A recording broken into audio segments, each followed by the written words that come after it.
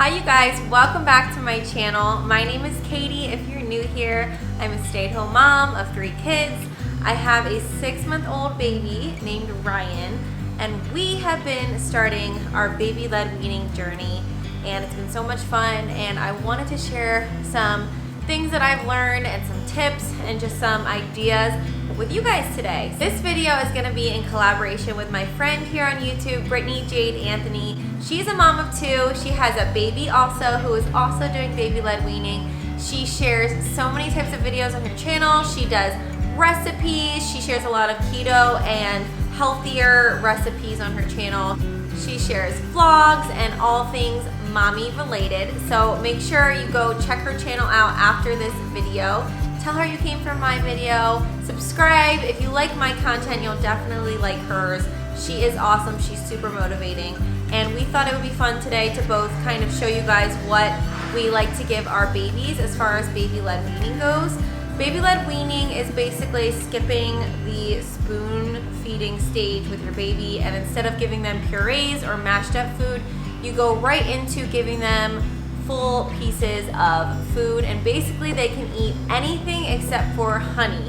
Honey you cannot give a baby until they're over the age of 1, but other than that, you can really give your baby anything except, of course, if there's restrictions because of your baby's allergies or something like that. Also, you want to make sure your baby is ready in other ways for baby-led weaning. You want to make sure they can sit unassisted in their high chair, using their jaw to give the up and down motion of chewing. Some babies don't really start learning the concept of chewing until a little bit later, maybe like 9 months old, but baby-led weaning does help begin the chewing learning process. Also, there are different ways to prepare and cut your food to make sure baby-led weaning is safe. You want to avoid choking hazards. I'll go into a little bit of all that, but a little disclaimer, I am not a professional, I'm not a doctor. This is just some things that I've learned and I've done research on. He's my 3rd baby, so my first was all purees. I didn't really know anything about baby-led weaning. I've never even heard of it. Liam, I did a mixture of both. I did some puree and some baby-led weaning, and then with Ryan, I really want to go full into it and have him explore all different types of textures, colors, smells, and that's kind of what baby-led weaning does. It prepares your baby for learning all about real foods. Another thing with baby-led weaning is it gets very messy, so you need to be prepared for messes. Obviously, you want to get some type of really good bib. We have the ones like a silicone bib that has a little catching device here, so that catches most of the food, because at this age, honestly, a lot of it is going to end up on the floor, and that's okay. They're totally learning and exploring, and this food is basically just to learn, and it's also adding some extra nutrients. So right here is, I have a bunch of the foods that I'm going to be sharing with you guys today. This will be breakfast, lunch, dinner. You don't have to start off giving all 3 meals in a day. You also want to start off giving simple things, 1 ingredient at a time if you can, just to make sure you can, see if there's anything he or she might have an allergic reaction to. So yeah, you can start off slow. You can start off 1 meal, 2 meals, but you don't need to start off 3 meals and 2 snacks in a day. You can really take your time with this. You don't even have to start right at 6 months if you want. You can go ahead and start 7 or 8 months if the baby seems more ready. If they're not really interested in eating, there's no point on rushing it. Ryan absolutely loves food already. He's always watching us when we're eating. My other 2 kids really didn't even do that. Ryan seems the most interested out of my other 2. So we started with him. So this is what we're gonna give him. Even though we're doing baby-led weaning, I do give him some cereal in the morning, spoon-fed, obviously. This is the Gerber oatmeal. And I have the banana, apple, strawberry, and then just the plain oatmeal, simple grain. And this just adds some iron into his diet because it does have iron in it. So I like to give him this with his breakfast, but obviously with his breakfast is this in a bowl plus something he can grab and pick up on his own. So I'm gonna show you guys what I have here. So right here I have a cucumber, I have some fresh green beans, a sweet potato, a banana, an avocado, blackberries, raspberries. These are some kidney beans that I'm going to boil. And then, like I said, my cereal here. And if we're doing any cooking for him, we're gonna roast some sweet potato. We're gonna use coconut oil or you can also use olive oil as well. So we're gonna, oh, you're hungry. Tell everyone, say, I'm so hungry. Look, he wants some bananas. So first things first, we're gonna start with breakfast. Okay, for breakfast, I like to switch it up a little bit, but this is usually what I've been giving him. So our favorite right now is Ezekiel bread with toast. If you've never had Ezekiel bread, you should try it. You can get it in the frozen section of your grocery store. Most grocery stores carry it. It's a sprouted grain bread, so it's different than a flour bread. You kind of want to avoid a lot of floury breads right now, especially white bread, because even when you toast it, it can still get kind of balled up in their mouth and harder for them to chew, and it can kind of be more of a choking hazard. So if you want to do toast, I would suggest a sprouted grain toast, and he really likes this one, and it's really healthy, so I prefer to use it. And you want to make sure you're cutting it into strips that are kind of like 1 or 2 fingers. That way it can give them a good grip. It's called the Palmer grasp, and I just cut off the ends, the top. I'm gonna cut off all the crust, and I usually cut it into 2 strips once I have whatever I want on there. So I usually like to do 1 strip. I'll put like a fruit puree, and you can do blackberries. I like to do strawberries and blackberries together, sometimes blueberries and strawberries. You want to just like mash it on top. Banana's really good on top also. Or if you don't want to do a banana puree on top of your toast, you can give them a whole banana, and what you do is you kind of cut off the peels so they can still hold onto it like a handle, but this part of the banana is exposed. So he does really well with it that way, or he'll like it on his toast. Or sometimes I like to put avocado on the other slice of toast. And I have some chia seeds here. You can use chia seeds, I have flax seeds here.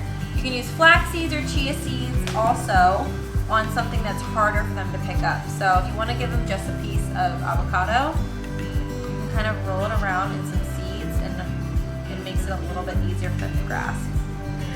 But I'm going to do it on the toast. I think today what I'm going to do is banana and avocado puree together on the toast and give him a full strawberry. Since this is big enough, you can kind of grasp it like this and eat it that way. You want a strawberry? Here. Ooh. I'm going to make some avocado banana toast for you. Yummy.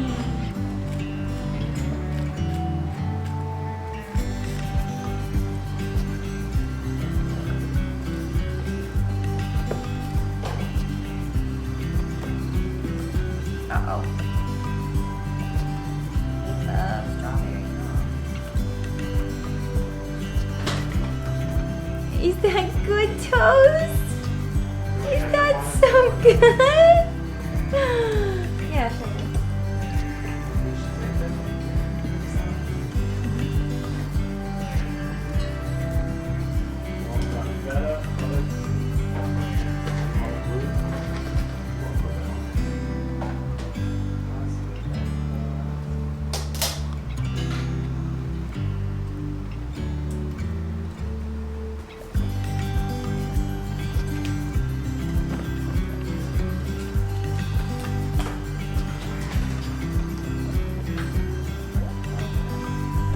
Okay, so now I have some options here for lunch. Tomato, a little stalk of broccoli, a green bean, huge cucumber, and here I have some kidney beans that I boiled. So I'm going to peel this cucumber.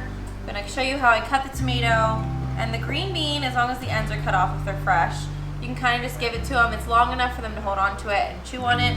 And same with the broccoli. The stem of the broccoli, if it's large enough, I usually like to give it a little bit bigger than this, but I didn't have one. The stem of the broccoli will end up being a little handle for them, just like the banana, and he loves broccoli. He goes crazy for broccoli, so I'll give him a broccoli just like this, as long as it's steamed. You want to avoid all raw vegetables right now. You know, raw vegetables obviously are choking hazards. You can roast them, steam them, boil them, basically cook them any way you want. So we're going to start with a tomato.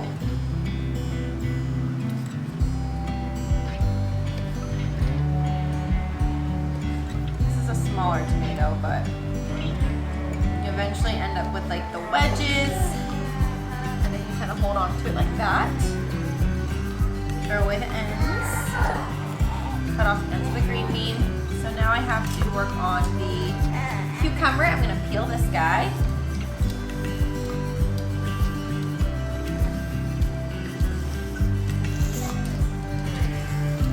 Once that's peeled, you're gonna cut off the ends. And then you're gonna cut it into spears. So cut it down the middle.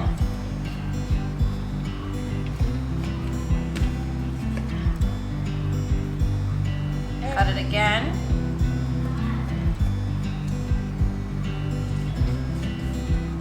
And obviously this is ginormous because these are really long ones.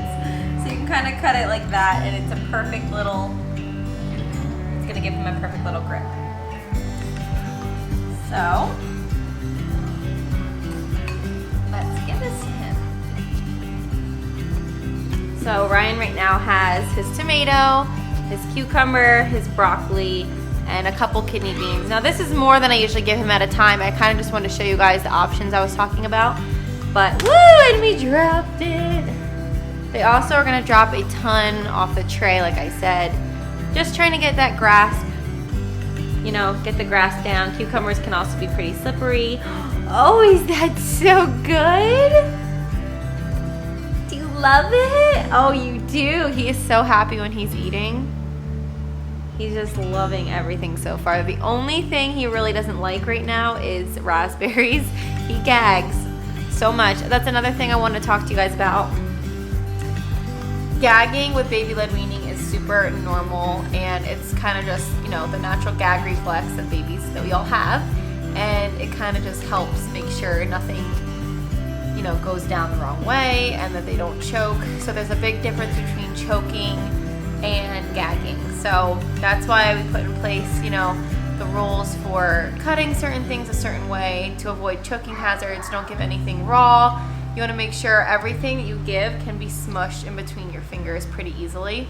So for our last meal, I'm going to be doing sweet potato. Now you've probably seen sweet potato in so many baby food jars, but you can also roast it and it becomes super soft, and I tried to cut it as best I could. I didn't have the best knife, but I tried to cut it as best I could in the same strip type of shape that you've seen, width or length of your finger. And I'm just gonna put some coconut oil on it, coconut oil spray. Like I said before, you can also do olive oil, and you can sprinkle some cinnamon on it and it becomes really good. I do the same exact thing with apples. A friend of mine actually gave me the idea. She said her daughter loved baked apples or roasted apples, whatever you want to call it. And you can put the same cinnamon on top of that too. So first we're gonna, we're gonna spray down with some coconut oil, and we're just gonna sprinkle a little bit of cinnamon on top. Another thing, you don't have to make all their food super bland. I was always a little bit worried about giving them something with too much seasoning, but honestly, as long as it's not super spicy or super strong, it's better to introduce them to a bunch of different flavors now. So I'm gonna pop these in the oven.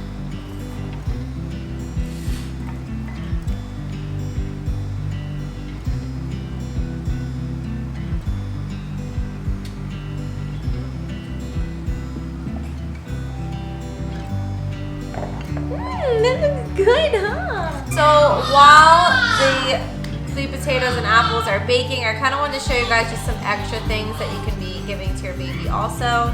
These are the Happy Organics Happy Baby Superfood Puffs. Now these are, your baby might not be able to eat these until they have a little bit better of a grasp on the pincher grasp. But like I said, there's the palmar grasp and then the pincher grasp. Ryan can kind of pick these up right now, but he still has a little bit of trouble. But sometimes if I'm still making his food, I'll sprinkle a couple of these on his tray just to keep him busy and trying to grab something while I'm making his other food.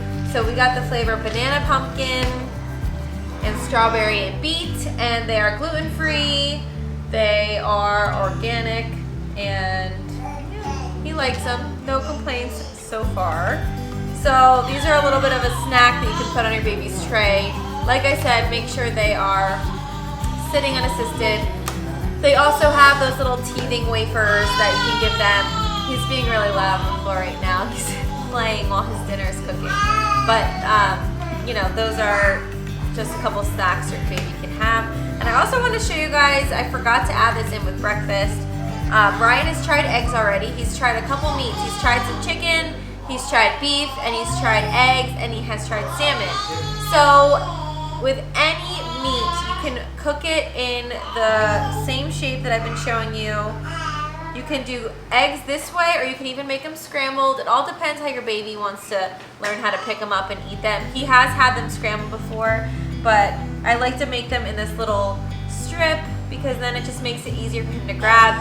And he seems to really be enjoying eggs so far. I put a teeny bit of salt and pepper on them, just a little bit, but like I said, you don't need to keep everything super bland and plain. So, ooh.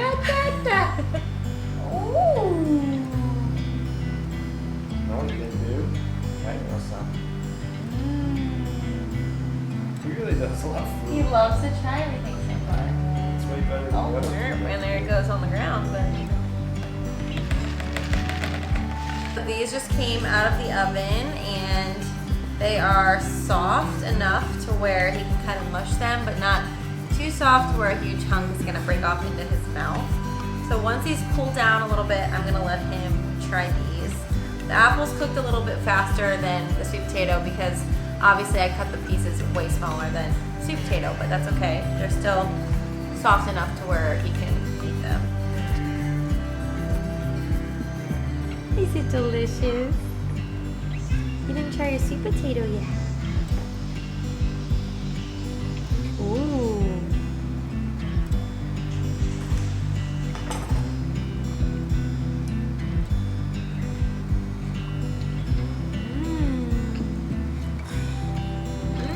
What do you think? You can also give them a little bit of water to wash everything down. I think before the age of 1, they can only have a certain amount of water a day. I'll check into the amount, but he usually uses his little cup. He has like a beginner's sippy cup with a soft top that he likes to drink his water in after he eats. So that is going to be it for today's video. Thank you guys so much for watching. I hope I could give you some good ideas for your baby and maybe help build your confidence a little bit when it comes to baby-led weaning. It does take a little bit getting used to. It can be scary at first. The unknown is always scary, but make sure you do your own research, listen to your pediatrician, and do what is best for your baby. If you're more comfortable doing purees, that is perfectly fine. If you're more comfortable doing baby-led weaning in a couple months instead of at 6 months, that is perfectly fine too. It is completely up to you. You call the shots as the parent. This is just something fun to do with your baby. Eating is obviously one of the joys in life, so it's fun to see them starting to explore food and have fun with food. I wish I did this more with my other 2 kids, honestly. I didn't do enough of this, and I feel like because of that, they didn't have as much of an adventurous palate with trying foods. Every kid is different, of course, but that's just my take on it. So I hope you guys enjoyed this. Make sure you go over, like I said, to Brittney's channel. Give her some love. Tell her you came from me. Make sure you subscribe. I would love to have you as part of our family. And just thank you guys for watching. And I will see you guys in our next video. Bye, guys.